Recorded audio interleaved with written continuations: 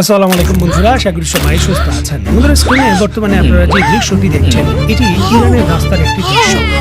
যে দৃশ্য নিয়েই কিন্তু এখন তোলপাড় চলছে সামাজিক যোগাযোগ মাধ্যম থেকে শুরু করে সামরিক বিশ্বে। নিশ্চয়ই আপনি বুঝতে পারছেন যে এটা কিসের দৃশ্য এবং এই জায়গায় ট্রাকে বহন করে কি নিয়ে যাওয়া হচ্ছে। অনেকেই কিন্তু ধারণা করছেন এটি ইরানের পরমাণু বোমা। বাস্তবিক অর্থে এটা পরমাণু বোমা এখন হতে পারে না, কারণ একটি পরমাণু বোমা রাস্তায় এইভাবে নিয়ে যাবে এটা তো সম্ভব নয়। প্রচুর পরিমাণে ঝুঁকি আছে এবং যে পরিমাণের পরমাণু বোমা এটা একটা শহরকে পুরোপুরি ধ্বংস করতে সক্ষম। প্রশ্ন হলো, তাহলে এটা কি? দেখুন, এটা হলো উইদাউট ইউরেনিয়াম লোডেড যেই পরমাণু স্ট্রাকচার রয়েছে সেটা। এর ভেতরে কিন্তু পরবর্তী সময়ে ইউরেনিয়াম ঢোকানো হয় এবং এর যে লক রয়েছে, সেফটি লক, সেটা লাগানো হয়। এই জিনিসটা কনফার্ম করার সুযোগ হয়নি যে এই ভিডিও ফুটেজটি আসলে এখনকার নাকি পূর্বের হওয়ার সম্ভাবনা বেশি, কারণ ওই সময় যুদ্ধকালীন পরিস্থিতি ছিল না, যার জন্য খোলা আকাশের ভেতর দিয়ে এই ধরনের মুভমেন্ট হয়েছে। অবশ্যই এখনকার নয়, তবে ইরানের এই ভিডিও ফুটেজ কিন্তু পরিষ্কার একটি বার্তা দিয়েছে। সেটা পুরনো ভিডিও ফুটেজ হলো যে জিনিসটা নিয়ে ভয় করেছিল যুক্তরাষ্ট্র এবং ইসরায়েল, সেই জিনিসটা হয়ে গেছে। আন্তর্জাতিক আণবিক সংস্থাও কিন্তু এই প্রশ্নটা করেছে যে ইসরায়েল এবং যুক্তরাষ্ট্র শুধু এই উল্লাসটা করছে যে পরমাণু স্থাপনায় ইরানের হামলা হয়েছে, they are not capable to enrichment uranium. But প্রশ্ন হলো যে 400 কেজি যে ইউরেনিয়াম তারা এনরিচমেন্ট করে ফেলেছে 60% বেশি, সেই 400 কেজি ইউরেনিয়াম আসলে এখন কোথায়? যে জায়গায় 26 কেজি ইউরেনিয়াম দিয়ে পরমাণু বোমা তৈরি করা সম্ভব। মানে 400 কেজি ওই ইউরেনিয়ামের এনরিচমেন্টের মাত্রা আরো 20% বাড়িয়ে সেটা দিয়ে 10টি পরমাণু বোমা সাথে সাথে তৈরি করা যাবে। সেই ইউরেনিয়ামগুলো কোথায় ইরান গায়েব করে দিয়েছে? তাহলে কি মাটির নিচে গোপন অন্য জায়গায় ইরানের অন্যান্য পরমাণু স্থাপনা রয়েছে যেগুলো ইরান কখনো প্রকাশই করেনি? উপরের ভাগে শুধুমাত্র এই পরমাণু স্থাপনাগুলো রেখে দিয়েছে পশ্চিমা বিশ্বকে ধোঁকা দেওয়ার জন্য। এই বিষয়গুলো কিন্তু এখন খুদ যুক্তরাষ্ট্রের সামরিক বিশেষজ্ঞরাই বলছেন যে ইরান শক্তিশালী ধোঁকা দিয়েছে ইসরায়েল এবং যুক্তরাষ্ট্রকে এবং আন্তর্জাতিক আণবিক সংস্থাকে। তাদের মূল যে ইউরেনিয়াম এনরিচমেন্ট প্ল্যান্ট সেটার খবর তারা কখনোই প্রকাশ করেনি। এই সকল জল্পনা কল্পনার মাঝে ইরানের ভেতর নতুন করে চীনের কার্গো বিমান ভর্তি করে নতুন যে সাপ্লাই সেটা কিন্তু আরও চিন্তা বাড়িয়েছে। হাইপারসোনিক মিসাইলের যে গ্লাইড ভেহিকেল রয়েছে যেটা চীন তার অভ্যন্তরে ব্যবহার করে, সেই DF-17 যে মিসাইল গ্লাইডেড ভেহিকেলস রয়েছে সেটা কেন ইরানে প্রেরণ করলো? শুধুমাত্র মিসাইলের পরিবর্তে গ্লাইড ভেহিকেল। তাহলে কি ওই 400 কেজি ওজনের যে ইউরেনিয়াম রয়েছে তা দিয়েই পরমাণু বোমায় সুসজ্জিত করার যে শর্টকাট পদ্ধতি সেটা ইরানের কাছে চীন দিয়ে দিয়েছে? সেই গ্লাইড ভেহিকেলগুলোতে শুধুমাত্র যদি ইউরেনিয়াম লোড করা হয় তাহলেই কিন্তু পরমাণু বোমা। এই বিষয়গুলো নিয়েও কিন্তু এখন পশ্চিমা বিশ্ব এবং যুক্তরাষ্ট্রের চিন্তার শেষ নেই।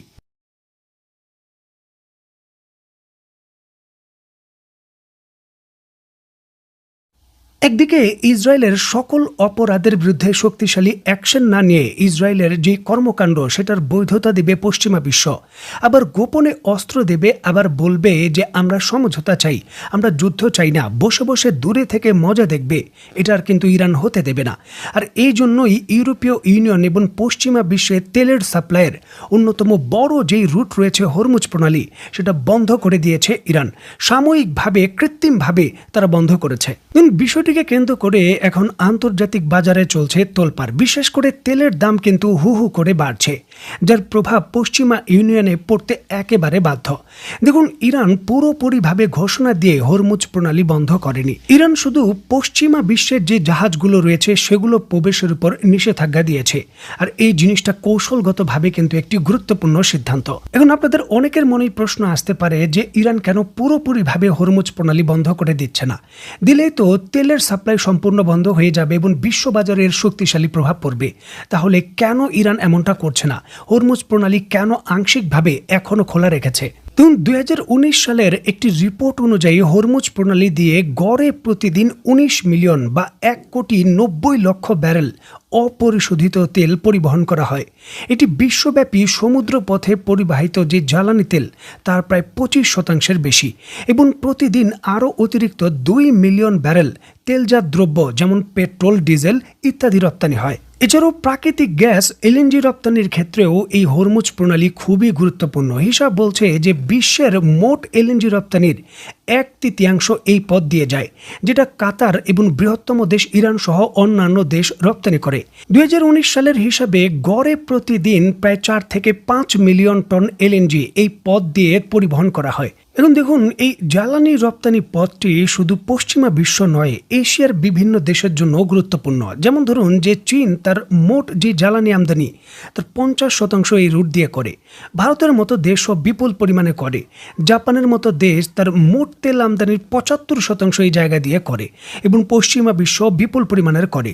এখন ইরান যদি একক সিদ্ধান্তে পুরোটা বন্ধ করে দেয়, তাহলে মিত্র দেশগুলো ক্ষতিগ্রস্ত হবে।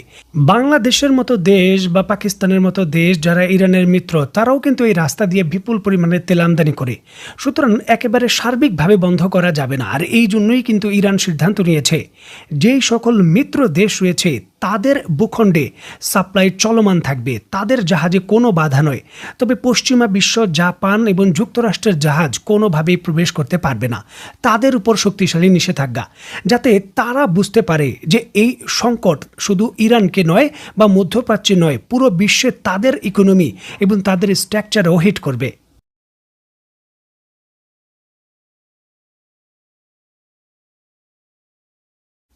দেখুন, ক্ষুধার কষ্ট আসলে কি এবং ক্ষুধার যন্ত্রণা আসলে কি, সেটা আপনি মুখে যতই বলুন না কেন, একবার যদি ক্ষুধার্ত না থাকেন তাহলে সেটা অনুভব করতে পারবেন না।